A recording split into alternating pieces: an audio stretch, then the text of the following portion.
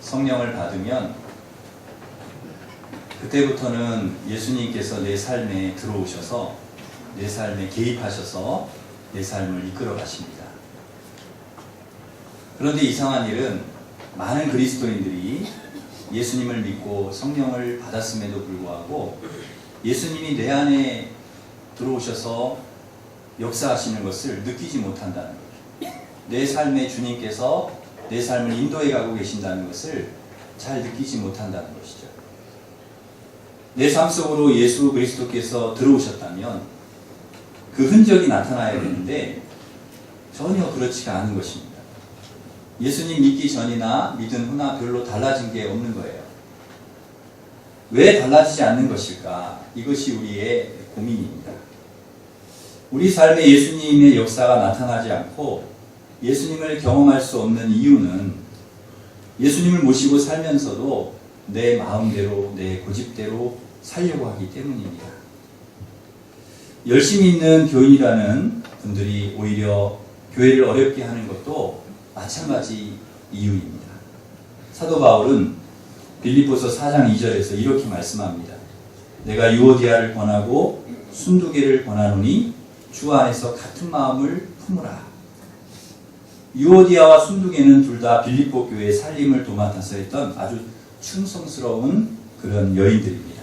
그런데 이 두 사람의 사이가 별로 좋지 않았던 것 같아요. 이게 너무 안타까우니까 사도 바울이 빌립보 교회 편지하면서 유오디아와 순두개에게 좀 같은 마음 품어라. 하나가 되고 한 마음 품어라. 이렇게 권면을 했던 것 같습니다. 근데 왜 이런 갈등이 생깁니까? 서로 교회를 사랑하고 또 자기의 충성으로 교회가 아름답게 되는 것이 맞지만은 그러나 이 자아가 아직까지도 살아있기 때문에 그것이 문제라는 것이죠.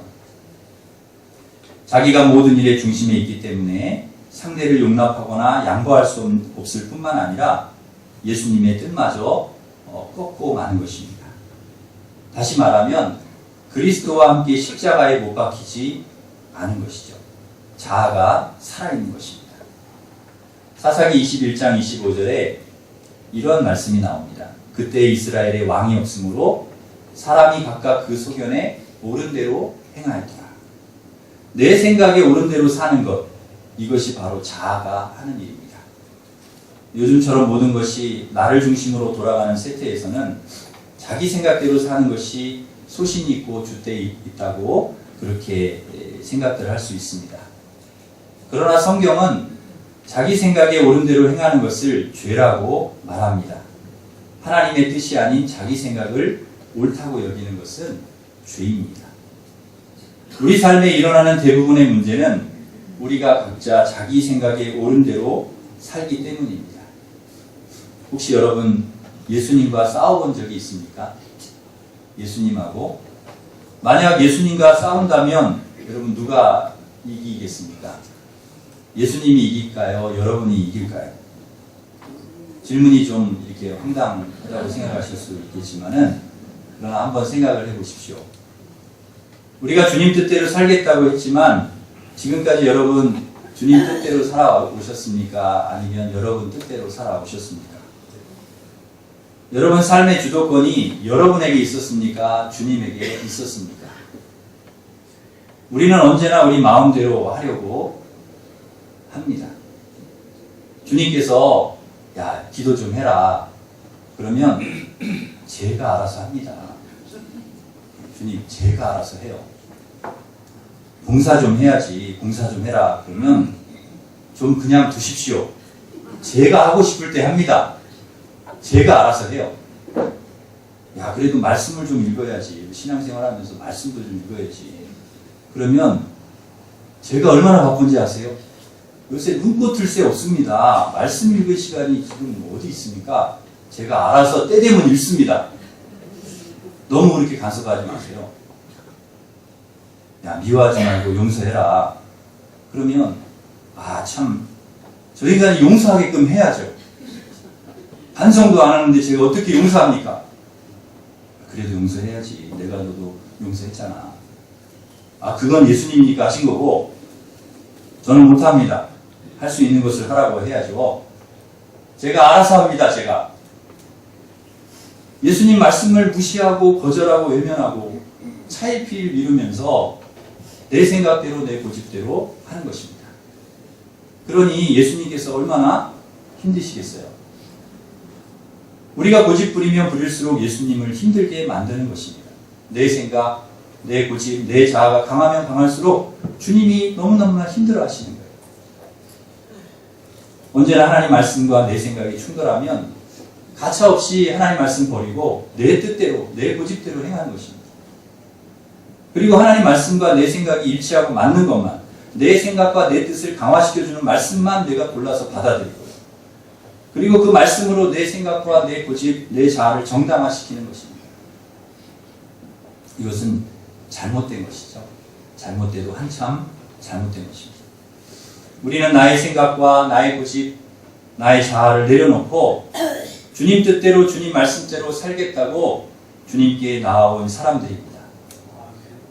십자가에 못 박고 이제는 주님 뜻대로 살겠다고 작정한 사람들이 바로 저와 여러분입니다. 그런데 보면 여전히 죽지 않았습니다. 아직도 우리가 펄펄 살아 있습니다. 계속 예수님께서 밀리는 거예요. 우리 때문에 자꾸 변방으로 밀려나고 주변으로 밀려나고 주도권을 잃어버리시고 우리 고집과 자아 때문에 주님께서 밀려나시는 것입니다.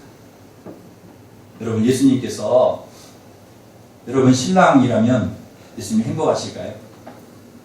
우리가 신부고 주님이 신랑이잖아요. 그런데 주님이 우리 신부된 우리와 살아가시는 주님이 행복하실까요? 예수님과 마음이 맞는다면 당연히 그렇겠지만 신랑 뜻과는 상관없이 자기 마음대로 살고 싶어하는 신부라면 결코 행복하지 않을 것입니다.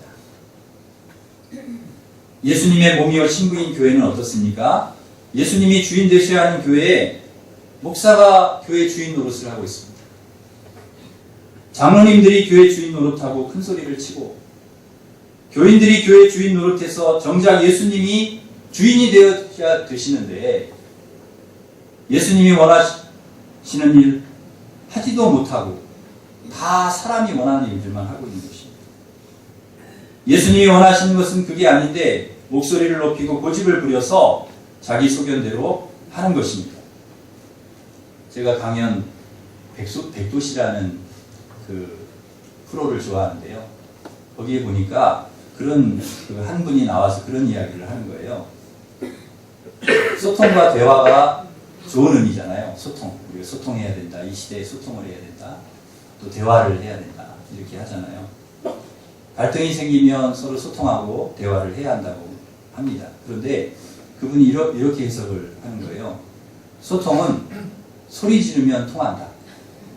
대화는 대놓고 화낸다. 이런 뜻이라는 거예요.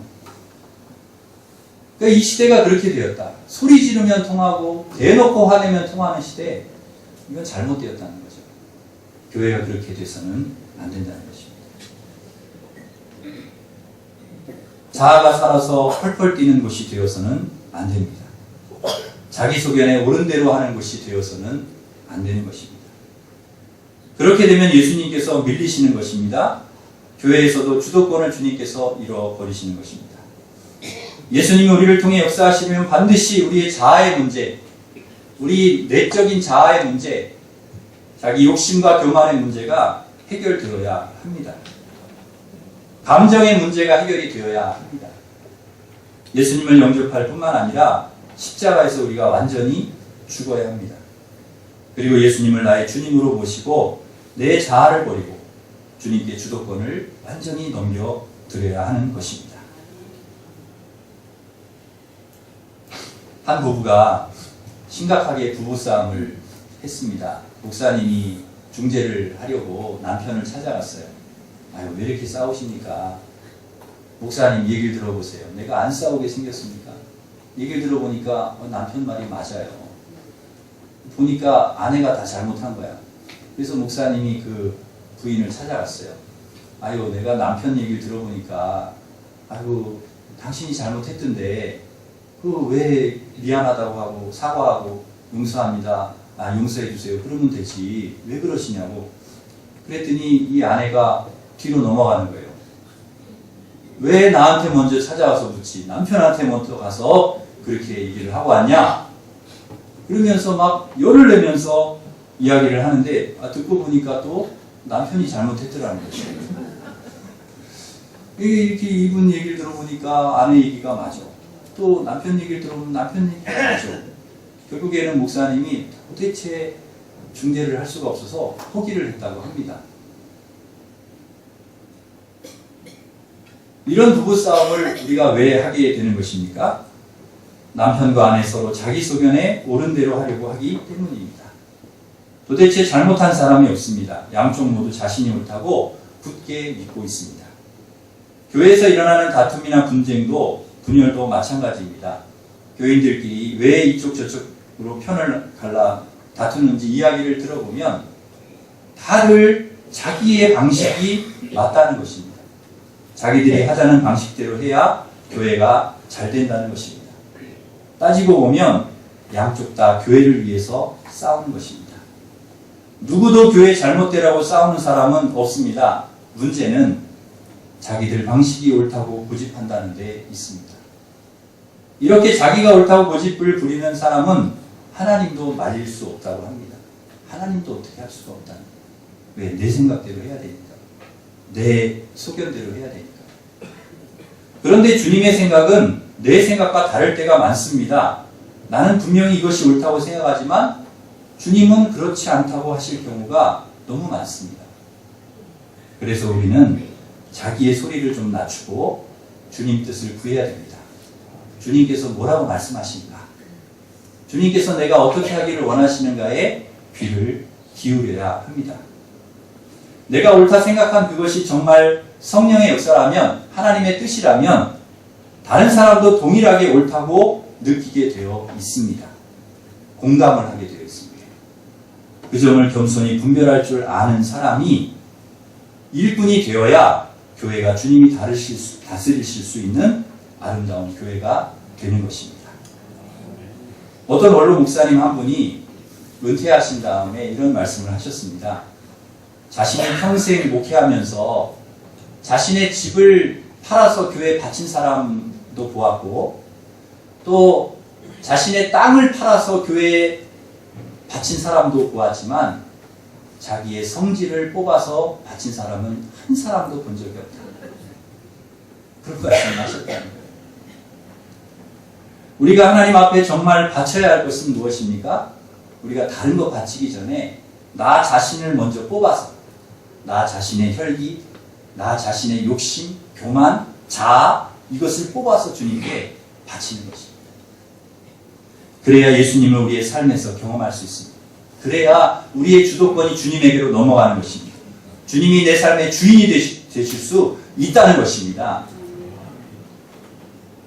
내 안에 분명히 예수님이 계신데도 아무 역사를 경험하지 못하는 이유는 내 생각, 내 고집, 내 성질에 예수님이 치이고 밀리시기 때문입니다.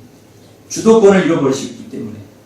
그래서 내 안에 주님이 계신지도 우리가 느끼지 못하면서 살아가고 있는 것입니다.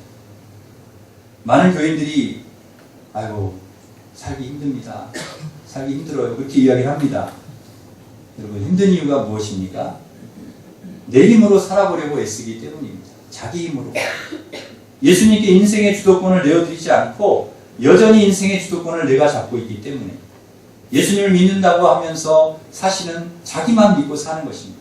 내 힘, 내 지식, 내 건강, 내 경험, 내 능력을 믿고 사는 것입니다. 내가 그리스도와 함께 십자가에 못 박혔나니 그런즉 이제는 내가 산 것이 아니요 내 안에 오직 그리스도께서 사신 것이라. 이것이 우리의 삶이 되어야 합니다. 나는 주님과 함께 이제 완전히 십자가에 못 박혀서 죽고 나의 자아는 완전히 죽고 다 죽고 이제는 내 안에 그리스도께서 사십니다. 이것이 우리의 삶이 되어야 됩니다. 완전히 죽어야 합니다. 이것이 진정한 그리스도인의 삶의 모습인데 우리는 여전히 내가 살아 있습니다. 죽지 않았습니다. 왜 그렇습니까? 예수님을 믿는다고 하지만 아직도 예수님과 함께 십자가에 죽는 경험을 하지 못했기 때문입니다. 설 죽었기 때문입니다. 완전 죽어야 되는데 죽다가 말아서 다시 부활을 하는 것입니다. 여러분, 설 죽은 닭을 보신 적이 있습니까? 닭이 한 번에 목을 딱 쳐서 죽어야 되는데 이게 목을 치다가 설쳐가지고 목이 잘라지다 말았어요. 죽다가 말았어. 저는 그런 닭을 보았습니다. 이렇게 죽다가 만 닭이요. 피를 튀겨가면서 온 동네를 뛰어다닙니다. 그걸 잡으러 뛰어다닙니다. 그러니까 이게 죽으려면 완전히 죽어야죠. 설 죽으면은 온 동네 피해를 주고요. 다른 사람들 피해를 주고 고통을 주는 것을 보았습니다. 우리가 죽으려면 완전히 죽어야 되는데, 주님과 함께 완전히 죽어야 되는데 설 죽어가지고 다른 사람 아픔을 주고 고통을 주는 일이 얼마나 많이 있는가. 우리는 아직도 십자가에서 죽는다는 의미를 잘 모르는 것입니다. 그래서 어떻게든 안 죽으려고 발버둥 칩니다. 내가 죽어야 내 안에 예수님이 사신다는 것, 내가 안 죽을수록 손해라는 사실을 모릅니다. 내가 안 죽었기 때문에 이 모양으로밖에 못 산다는 것도 모르고 길을 쓰고 죽지 않으려고 합니다. 어떤 분은 그런 얘기를 하세요. 죽으면 지는 거 아닙니까? 죽으면 지는 거죠. 끝까지 우겨가지고 이겨야죠. 박박 우겨서 이겨야죠. 끝까지 고집 부려서 어떻게든지 이겨야죠. 이것은 진정한 죽음의 의미를 모르고 하는 말입니다. 죄 없는 예수님께서 힘없이 십자가에 달려 죽으신 것이 여러분 진 것입니까? 결코 그렇지 않습니다. 십자가는 이기는 것입니다. 예수님을 십자가에 못 박은 대제사장, 바리새인, 서기관들이 이긴 것 같지만 그렇지 않습니다. 힘으로, 고집으로, 논리로 이기는 것만이 꼭 이기는 게 아닙니다. 그것은 세상 사람들이 하는 세상 방식이고 우리 그리스도인들은 그렇게 하는 게 아닙니다. 힘으로 제압하는 것만이 꼭 이기는 게 아닙니다. 그럴 것 같으면 예수님께서 뭐하러 십자가 지십니까? 뭐하러 십자가에 죽으십니까? 불의와 악행을 저지르는 대제사장들, 바리새인들, 서기관들 다 죽여버리면 되죠. 너희들 뭐하러 용서하십니까? 감히 나를 십자가에 못 박으려고 해? 너희들 가만두지 않겠다. 두고 보자. 다 죽여버리겠다. 그러실 수 있잖아요. 충분히. 하나님의 아들이신데. 한 번에 내가 다 너희들 쓸어버리겠다. 근데 그게 예수님의 뜻이 아니라는 거예요. 십자가가 죽는 것이 예수님의 뜻이라는 것입니다. 우리의 삶의 방식이 어떠해야 되느냐? 우리가 누구를 따라갑니까? 예수님을 따라간다면 여러분 세상 방식이 아니라 주님의 방식을 따라가시기를 바랍니다. 십자가가 우리의 방식이 돼요. 그게 그리스도인이라는 것입니다. 그게 그리스도인. 세상 사람들은 다 이겨야 하지만, 세상 사람들은 다 이겨야 되지만 우리 그리스도인은 지는 것입니다. 죽는 것입니다. 포기하는 것입니다. 주님께서 우리에게 어떻게 살라고 말씀하십니까? 자기를 부인하고 자기 십자가를 지고 나를 따라와. 자기를 부인하고 너를 내세우고 너 뜻을 내세우고 너 주장하고 너 계속 그렇게 따라오라는 것이 아니라 자기를 부인하고 자기 십자가 지고 나를 따라와. 십자가에서 죽으라는 것이죠. 그래야 네가 산다는 것이죠. 베드로처럼 칼 품고 다니면 안 된다는 것입니다. 너 여전히 너 혈기, 너 자아, 욕심, 교만 그거 품고 다니면 나를 따라올 수 없다는 것입니다. 십자가에서 죽어야 하는 것, 그래야 이길 수 있다는 것, 이것이 우리가 따라야 할 예수님의 방식입니다. 그러므로 우리는 이런 고백을 해야 됩니다. 나는 예수님과 함께 죽었습니다. 이제 예수님께서 나의 생명이십니다. 예수님께서 내 삶의 주인 되셔서 내 삶을 인도해 주시옵소서. 이런 고백이 우리에게 있어요. 만약 우리 가정에 예수님이 함께 계시다고 느껴지지 않는다면 이유는 하나입니다. 우리가 죽지 않아서 그렇습니다. 여러분, 남편과 아내가 서로 죽지 않아서 그렇습니다. 남편이 죽으면 아내가 예수님을 경험할 수 있습니다. 겉모습은 분명 옛날 남편 그대로지만 자아가 죽으면 그는 더 이상 예전의 남편이 아닙니다. 남편을 통해서 예수님을 경험하는 것입니다. 예수님을 만나는 것입니다. 그것이 아내의 행복입니다. 마찬가지로 아내가 죽으면 남편이 그 아내를 통해서 예수님을 경험할 수 있습니다. 교회 나와서 주님 내 남편 좀 바꿔주세요. 그렇게 기도하는데 집에 가기만 하면 바가지 긁고 온갖 성질 다 부리면 남편이 아내 안에 계신 예수님을 볼 도리가 없다는 거예요. 만날 도리가 없다는 거예요. 펄펄 살아있는 아내의 자아에 가려서 예수님이 경험되어지지 않는 것입니다. 부모의 가장 큰 바람은 자식이 잘 되는 것이죠. 특별히 믿음을 가진 부모는 자녀가 하나님 만나고 신앙생활을 잘하기를 소원합니다. 아무리 윽박질러도요 소용없던 자녀가 놀랍게 예수님 만나면 변화가 됩니다. 근데 어떻게 해야 우리 자녀들이 예수님 만나도록 할 수 있겠습니까? 가장 확실한 방법은 부모를 통해서, 여러분을 통해서 자녀들이 예수님을 경험하게 해야 됩니다. 부모는 죽고 부모 안에 예수님이 살면 됩니다. 부모님의 인격과 삶이 교회와 집에서 판이하게 다를 때 자녀들에게 신앙의 위기가 찾아온다는 것을 우리는 분명히 알아야 합니다. 그런 모습을 볼 때, 다른 모습, 그런 모습을 볼 때 자녀는 신앙을 가증스러운 것이라고 느끼게 되고 교회를 떠납니다. 그러나 부모가 자녀들 앞에서 자아가 죽은 모습을 보인다면 비로소 자녀는 부모를 통해서 예수님을 만나게 됩니다. 그래서 자녀들 입에서 이런 고백이 흘러나오는 거예요. 저는 우리 엄마 아빠를 통해서 예수님을 만났습니다. 저는 우리 부모님을 통해서 진정한 믿음을 갖게 되었습니다. 예수님을 구주로 영접했다는 것은 이제 예수님께 온전히 내가 내 삶을 다 드리고 순종하겠다는 뜻입니다. 주님께 주도권을 완전히 내어드린다는 거예요. 그런데 순종의 방법에는 두 가지가 있습니다. 하나는 노력해서 순종하는 것이고 또 하나는 죽는 것입니다. 죽어서 순종하는 것. 노력해서 순종하는 데에는 한계가 있습니다. 그러나 주님 우리에게 노력하라고 말씀하시지 않고 죽으라고 말씀하셔요. 십자가에 죽으라고. 내 힘으로 순종하는 것이 아니라는 뜻입니다. 십자가에서 이미 예수님과 함께 죽었음을 고백하라는 것입니다. 노력으로 죽으려고 하는 사람은 완전히 죽은 사람이 아닙니다. 어느 정도까지는 죽은 것 같아요. 그러나 죽은 척하고 사는 사람입니다. 사실 이런 사람이 더 무섭습니다. 사람들이 죽은 줄 알고 곁에 와서 이렇게 건드려 보면 다시 확 살아나가지고 자아가 막 혈기가 살아나가지고 막 화를 내고요. 혈기를 부리는 것이죠. 죽은 줄 알았는데 죽은 게 아니에요. 그러니까 여러분 건드려 보면 압니다. 이분이 죽었는지 안 죽었는지, 이분이 십자가에 죽은 분인지 안 죽은 분인지 여러분 살살 그 자존심을 건드려 보세요. 한번 이렇게 건드려 보면 이게 크게 나오나 안 나오나. 자존심이 상하는 일이 생기면 몇 번은 참을 수 있습니다.